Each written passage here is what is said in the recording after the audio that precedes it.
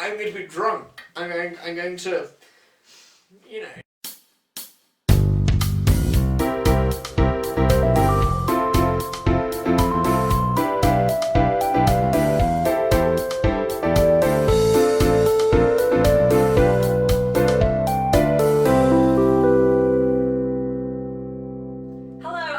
Subject slurring. Yes, this is the programme where we get some of Cambridge's finest minds and get them drunk to the blurred degree. Let's meet our first participant. This is Rory.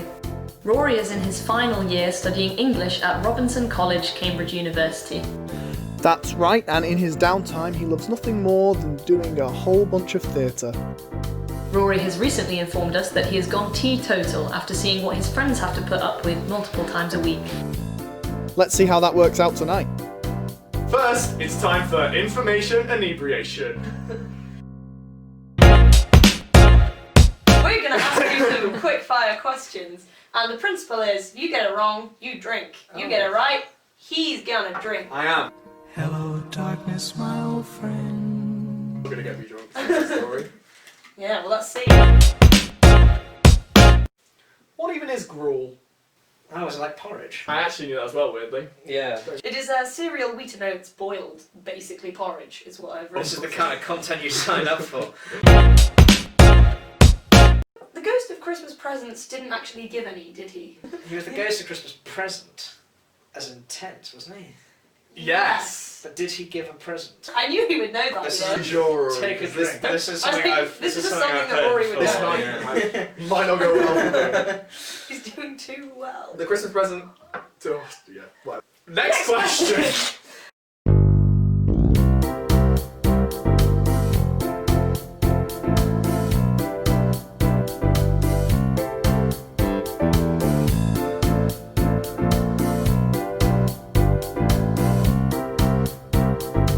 What word has the most definitions in the Oxford English Dictionary? Is it the word set? Yes. Name Okay. 5 definitions of set. We are now improving. Okay. There's a badger. A badger's home is called a set. When someone says the word set to you, you think badger's home. I mean, as quite a considerable fan of badgers, I think I ought to know what a badger's home is called. Badger is my favourite character from Wind in the Willows. Everyone's a character from Wind in the Willows. You're either a moley, a ratty, a badger, or a toad. And I am a toad, but I like badger. You're a badger What most would of we all. be out of interest? I think you'd be a ratty. Ooh, you kind of defy the wholesomeness of a moley, but the joie de vivre of a rat. Maybe he's Personality the type. wind. He might be wind. Oh! I'm the wind. 5 hours later. The point of these personality gradings is that no one ever fits perfectly into one. No. It's like when you say, which Friends character are you? Yeah, exactly. No one's ever actually one of them, except I am Ross. I don't want to be Ross, it's just literally sometimes I walk into a room and go, hi. I could do the refill. Yeah. Right, Yes. Right, let's move on. Back We're to not- the quiz. That big tangent. Indeed. So, who was the irresponsible fuck that lost paradise? The irresponsible fuck who lost paradise. Adam was a fucking dickweed who. Is it Adam and Eve? Adam and Eve, as in Adam and Eve, the original Adam. Eve wasn't actually the first wife of Adam. Was she not? You know when women that are mad. spare Is rib, she- she was left over. Oh, she's the Chinese takeaway. But who was the first wife of Adam? If Lilith. she was Lilith's made to be Adam's. Lilith. Lily. But Adam was the fuckwit who, like, frankly, just got a bit, just got the horn, and then like, Eve was a bit, Eve was just a bit stupid. Satan was a fuckwit who decided, hey, I'm too fit for heaven. I'm too fit to worship some god. I want to be worshipped myself. I'm gonna go off and fuck everything else up. Like he kind of says like, all the pleasures of heaven and all the pleasures of the earth, the paradise which God has created for man, I cannot enjoy. The only thing that I can possibly experience now is horrendous suffering, because the goodness of heaven was not enough for me. I could not appreciate the gifts I had, and so all that is left for me is pain. And that is, in some ways, the most sad boy statement sad boy with a hard eye, but like, but in a lot of ways also deeply tragic in that he can appreciate God's splendor but cannot enjoy it because he is so upward in his thoughts that he is on God's level, but he's not. He's also mentally, but he's not physically on God's level. God is more powerful than him, but he's the only one who can appreciate God's brilliance. If there's hands up, is that a time to stop it? No, I'm asking. Are you asking? So, So Satan was the original man who lost. And if you wish to cite Rory Russell in what? to be honest, that actually felt like a supervision. Just like read out what we've written. It's in the brackets for the answer. Just drink. Yeah. Just drink, bitch. You know what? We said just drink because we didn't know the answer. It's a great thing. You should read it. Read Paradise Lost. Folks, you heard it here first. The Read finest endorsement. He's found a gem. No one's ever heard of it. He's found a gem. Paradise Lost. Rory Russell. Nice indie project. It's niche. It's niche.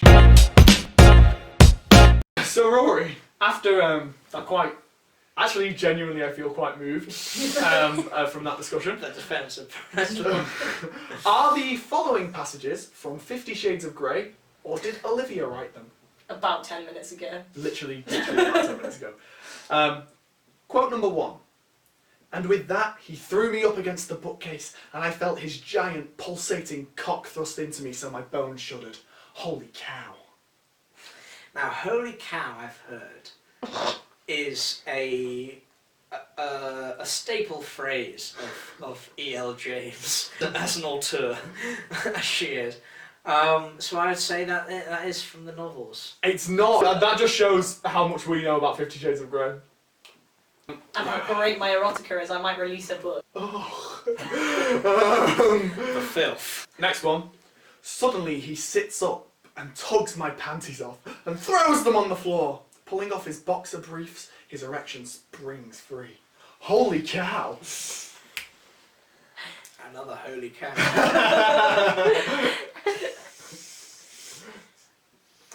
And I wasn't aroused by that in the slightest, which makes me think it must be, must be from 50 Shades of Grey. Is it? It is, you are correct. So did you drink there, Arthur? Oh yeah. I don't think you did. Alright. Bigger swig. Good boy. That was weird. Oh, now was that a quote? Was that a quote? Quote number 3. My tongue swirls around the end. He's my very own popsicle. I suck harder and harder. My inner goddess is doing Okay. the meringue with some salsa moves. I think it was supposed to be merengue. Merengue with some salsa He's doing moves. some meringue with some Okay. salsa moves. The Inner Goddess is a trope of the works of E.L. James. You've been burned before though. I've been burned before. But you trying to tempt me to say it's not gives me this sense, and your eyebrow raised just then. I notice. I've done the Meisner technique. I'm going to say it's E.L. James. It is It E.L. It is E.L. James. It is E.L. James, you see. I'll drink to that. As will I. Even though I don't have to. Not the rules of the game. What is C.S. Lewis's full name? Oh, for fuck's sake. Caesar Sampson Lewis. Oh, no, it's Clive Staples Lewis. Oh, for fuck's sake. His name is Clive Staples. Staples in the middle name. Did you know name. that's actually why the shop Staples is called Staples? Is it? No! On what form of public transport did J.K. Rowling first come up with the Harry Potter houses? Was it the tube? It was not. It was a plane. What? Do you know that graveyard with Greyfriars Bobby in it has the grave of Thomas Riddle? You go into the graveyard to like walk her child around to calm it down. Stop crying! But I think like the names of like Thomas Riddle and a few other characters are in that graveyard. I'm sorry. She took her child to a graveyard to calm it down. Like it's a nice scenic spot of Edinburgh with like also Burke and Hare were buried in that graveyard as well. Very calming the for guys children, who that. the guys who like would like murdered people to like get bodies for medical studies. Nice! Nice. And they didn't make it into Harry Potter. No, they didn't. Rip them. Speaking of stealing bodies, is the half-finished monster in Frankenstein really just Mary Shelley's monster? Are you drinking? I've never read Frankenstein. Mary Shelley's monster. She also wrote it while getting high in Geneva with Lord Byron and Percy Shelley. I did know.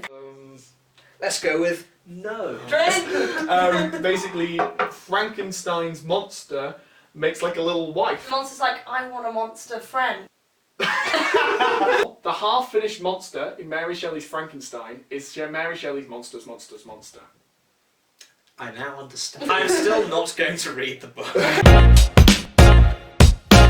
Who did Agatha Christie say was her least favourite character? That she'd written, not just generally. Not like Winnie the Pooh. So we have a few obvious choices. We have Miss Marple. So We have Hercule. Can I just ask? You chose her two most famous characters. Yeah, How come? because they're her two most famous characters. And that's do why you she know picked them. any other characters? I don't. Agatha Christie's amazing, by the way. I'm sure she is. I have never read her either, so I like her as the not I English would literature suggest student. for all the people who don't do English literature and are a bit thick, like me, read Agatha Christie because she cuts out all the descriptive bits. She just has a great story. So it's between I'll give you two. that It's Miss point. Marple as Hercule Poirot, which isn't the way you're saying the character's name, but I like the It's Flemish. Isn't it? He is Flemish. He's got that Belgian flair, which isn't a normal thing among the Belgians, but it's. He's the kind. Is that Flemish? He's the kind of man who'd make you a plate of waffles and then solve a case before breakfast, having made love to you all night. Let's go with Miss Marple. It was Hercule. Wow! She hated him. Piss flaps. But I've seen the TV show. Ah. Have you seen the film? Murder on the Orient Express that came out recently. I have not. Sick Oh, I film. We'll have. watch it. Is it? I 5 hours later. It's in the trailer. Ooh. The main long take is in the That's trailer. interesting because he's not known for that. Sorry. This is Anyway, turning sorry. something very different. Sorry. This is that's our mine and Rory's. Maybe we should start a movie podcast. We should. That's really good. Or like just like Or just a podcast generally. Men in Men starting of podcasts. Go on. Men in starting Hey. podcasts. Are you Podcasts. two men having a conversation if you don't want to podcast it later? Yes. Yeah. I mean, frankly, Anyway, sorry. Recommend. No Um, apologies needed. This is compelling content. this is supposed to be like the quick, like we just. If I The do longer say- ones come later. Arthur, if you want anything to move involved with me to be quick and snappy. Right, next question. Next question. Yes, let us move on. What is Thomas Hardy's latest work? Thomas Hardy. Yeah. Is the film Venom? Yes. Yes. So that's it for information inebriation. We are going to move on to our messy essays. If you've been affected by anything, don't hesitate to contact us. At the P.O. box here. Amazing.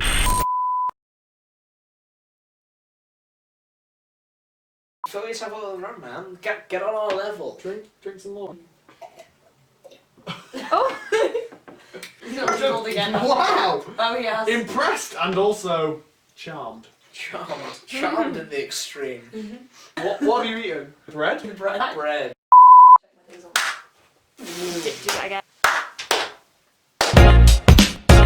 We had a little break. Right, hang on, I've wait. eaten some bread. And now we're back with Rory again. Hi. We're a bit more drunk. Oh, Ha they are. And we're going to move on to our next round of questions, which we like to call messy essays. We call it Messy Essays because it's where we ask a short question and we let Rory ramble. So, first question.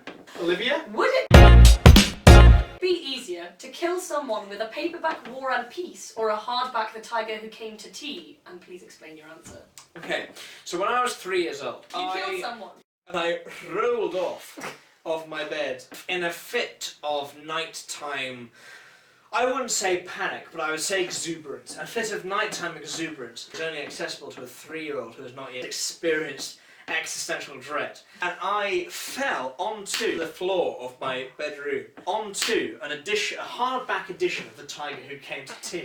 I whacked my head upon said copy of Tiger Who Came to Tea. And if you can see from here, there's a Oh small my scar. God. This is an actual true It's story. a genuine true story. Genuinely not planned. Can I get a Question. close up of you? Hold on. A hardback book is much more dangerous than a paperback book. But have you ever rolled off your bed and onto a copy of, say, the paperback War and Peace? However, I would say that Tolstoy, as a writer, is more devastating to the mental form than whoever wrote The Tiger Who Came to Tea. What? It's Judith Kerr. Judith Kerr, I don't know. Judith Kerr her. write anything else? Judith Kerr's dead. Oh my gosh, she died on my birthday. Second question of Messy Essays. Rory. So you know waterproof books? Yeah. Are they the future? I think so. I like the smell of a book, And if they were waterproof, and if they waterproof, so much the better. Because if they were unwaterproof, imagine if there was rising damp. Can you imagine? Oh God! I can't possibly believe it. So, I mean, you couldn't possibly believe it, but believe me, in my room at home, like in Peterborough, one would think the most safe of the home counties, like From damp? the East Midlands. From you're damp? well known for The East being Midlands, like averse to damp. we are so far away from the North Sea air. We are in the Midlands, essence of the Midlands, and yet we get the sea air. So waterproof books, you think yes? I think yes, generally speaking. I think the preservation of the written word is a fundamentally important thing. Well, that's nice. Yes. William Shakespeare I've heard of him. versus Jacqueline Wilson. Discuss. Listen, okay, Jacqueline Wilson dominated my sister's childhood in that. So whenever we bought a pack of Cheerios as children, it was like, if you buy 5 packs of Cheerios, stop talking amongst yourselves. I am literally detailing an event from my childhood that you both want to listen to. 2 seconds later. What did you say? Was it Jacqueline Wilson. Wilson? The Tracy Beakers were author. And Yeah. William Shakespeare. And William And Shakespeare. And Elena Page. Yeah. And what was the connection? Versus. Discuss. Right. The English voices that need to be preserved more than Tracy Beaker. Aren't we all just vessels of the dramatic form that is tragedy? Aren't we all just open to the idea that life fucking sucks? And especially from the years 20 to 30, like, life really fucking sucks. Like, I lost you. Yes. Tracy Beaker. So what you're saying is you relate more to Shakespeare's characters than to Jacqueline well, Wilson's. the early modern experience was the first to kind of define what the tragic was. The Daily Mail would have you believe that William Shakespeare is the best known author of all time, which he is not. I would say, but he's the best author in the English language. This is more we happen to have a prop and we want you to do your best Sherlock Holmes impression. yes. I see the photos are arranged in a certain ordered pattern on the wall that deliberates to me that they are set up by a man of some considerable stature to have the height in order to establish that wall. Yes, I can conclude that the man in question is a man of about 6'2", perhaps 6'3" height, who is more focused on windows than he is on walls. Yes, 6'3". Wow. I am. He's right. I love windows. Holmes, how did you know? Holmes, how could you possibly have worked it out? Elementary, my dear Watson. He ejaculated. No, what the fuck does that mean? The word ejaculate means in order to exclaim loudly, not just to jism everywhere. It's in Pride and Prejudice as well. What? Mr. Darcy Yeah, it is. ejaculated. From the Latin, iaccio, meaning to throw out. Like Accio. Going back to Harry Potter, Yes. does Accio come from Iaccio? Yes.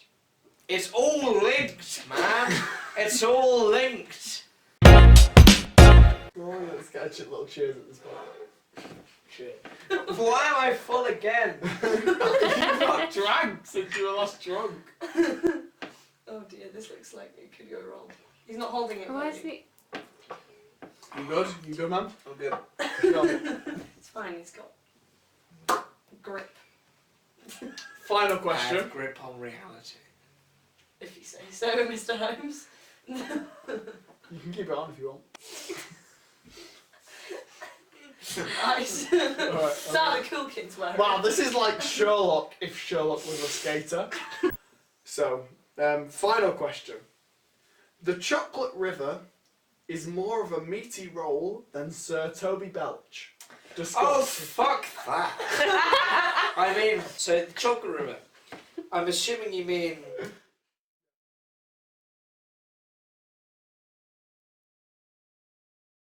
Sir Toby Belch. A role in Twelfth Night that conveys the comedic intent of Shakespeare while also belying a certain tragic element. But Sir Toby envelops this ideal of Twelfth Night. I'm an upstanding social figure, and I have responsibilities to my community, and yet I'm going to be drunk. I'm going to subvert my role with the pleasure. And how many times have you played Sir Toby? Just the twice. I have played the Chocolate River on one occasion. So I played the Chocolate River that swallowed Augustus Gloop. On one occasion. In a, shall we say, a misguided attempt at physical theatre. Why don't you two be the Chocolate River and I'll be Augustus Gloop? It's very simple, the role you have to perform. So just pretend you have a pair of chocolate brown wings on and you're winging them about as I, Augustus Gloop, am contained within the river of chocolates. The creators of the chocolate and the creators of the Chocolate River in the chocolate room whirl their way down the audience and chocolate their way into the main central. Sorry. Did you just use chocolate as a verb? they chocolate their way into. Their way. They're whirling, chocolating their way. I'm Augustus Gloop. You can sit down now. I'm so. No! But in the year 9 production of the Golden Ticket, as this was, I played a member of the Chocolate River. Yeah. And the Chocolate River whirled its way down the auditorium and contained the entity known as Augustus Gloop. So to summarise, Rory, who would you say is the more meaty role? The Chocolate River from Charlie and the Chocolate Factory, who you have played before, or Sir Toby Belch, who you have played twice before? 4 times. Twice. 3 times. 3 times. You said 2 before. Twice, Fact check. including now. Okay. Fundamentally, I don't Wait, believe. hang on. Are there's you, one- He's are been you in playing, character all you're night. being Sir Toby Belch right So With your Sherlock I was Toby Belch at school, Yeah. and I was Toby Belch at Cambridge, Which I assistant directed. regardless of this production, and then regardful of this production, I was Sir Toby Belch, Alright. and I was rememberful of the conduction of the line. I feel you. So The- which one was more meaty, Rory? I feel like the meatier line was, I am. What's the word? Sir Toby Belch. I am Sir Toby Belch. Is that a line? No. So which is the more meaty role, Rory? So when I was the Gordon River, Augustus Gloop. Augustus Gloop, I think we can both drink to. I still don't know what the answer to the question is. Rory, okay? Yes. So Toby Belch or the Chocolate River? Yeah, I'll go for some of that. Yeah. Okay, well, Rory, it's been lovely to have you. Have you enjoyed yourself? I immensely enjoyed myself. I am glad to There hear are that. many- Thank you, Rory, for being with us. Say thank you. I thank you, Sir Culprits, in tonight's engagements. There we Have go. a wonderful night. Have a wonderful wonderful night. Rory, we'll see you in the morning.